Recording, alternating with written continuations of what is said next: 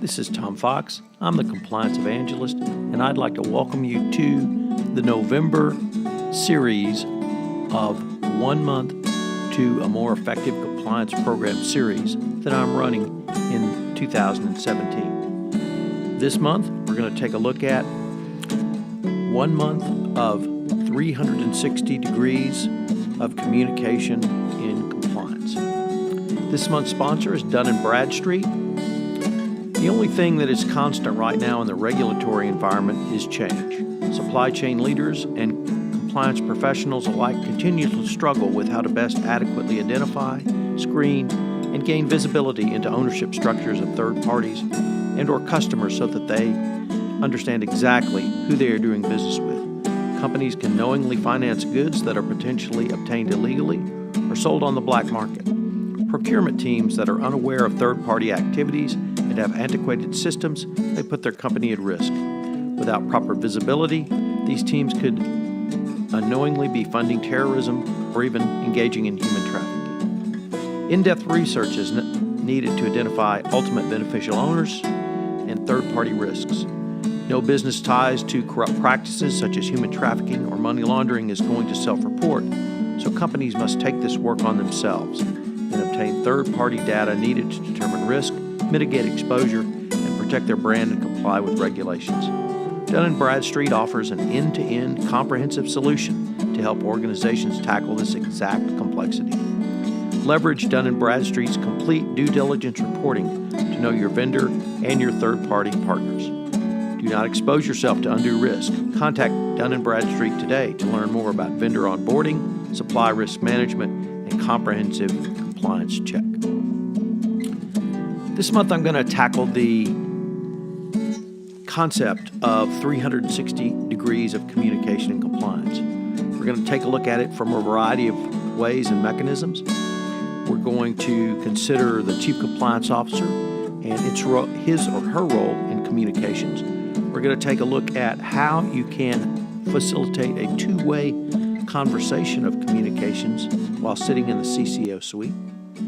We're going to consider some of the leadership and other components of a CCO's role and how they will help you have a more robust and indeed holistic approach to compliance.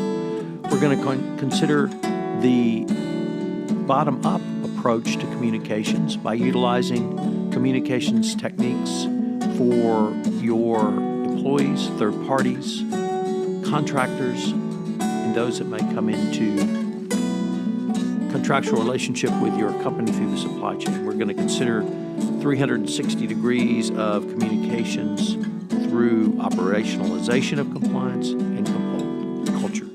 It's going to be a very interesting month. I think as a CCO, you will learn quite a bit. And at the end of the month, you will not only have information which will allow you to be a more well-rounded CCO, but bring a much more holistic approach to your compliance function.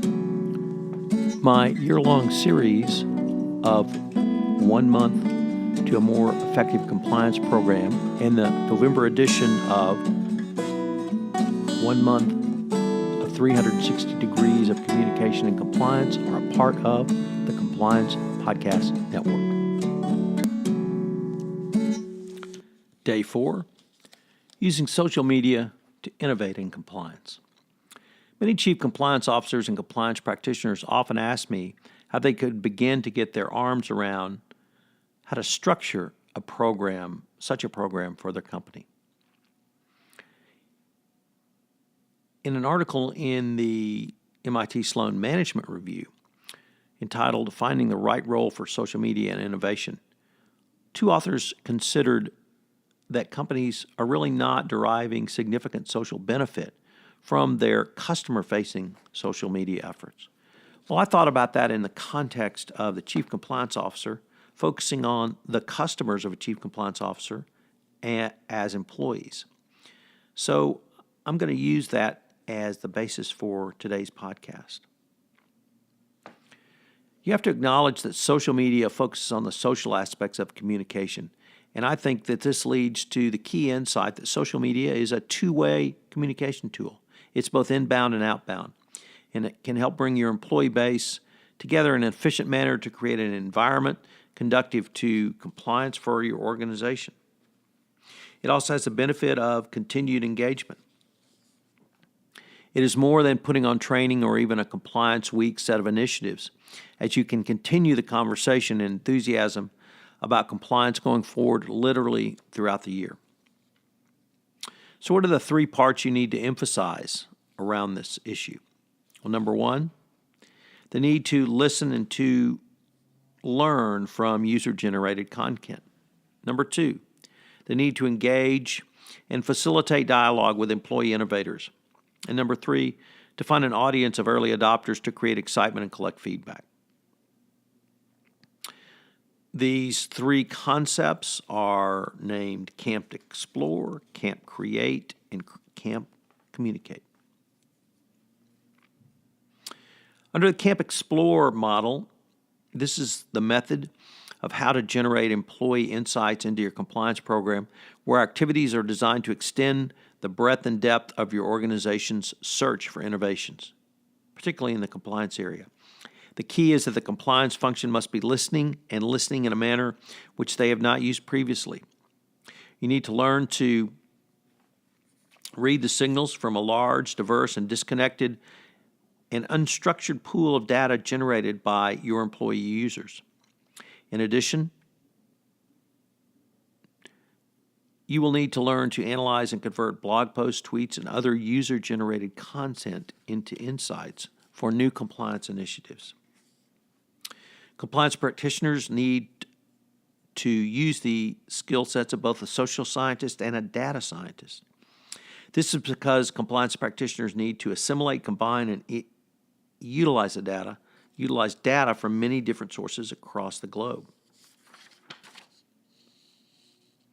The overall reward from this Camp Explore is to sharpen the business acumen of the compliance function and teach how to communicate the findings to those involved in the compliance projects. So the next is Camp Co-Create. If a company has matured past Camp Explore, the next step is Camp Co-Create.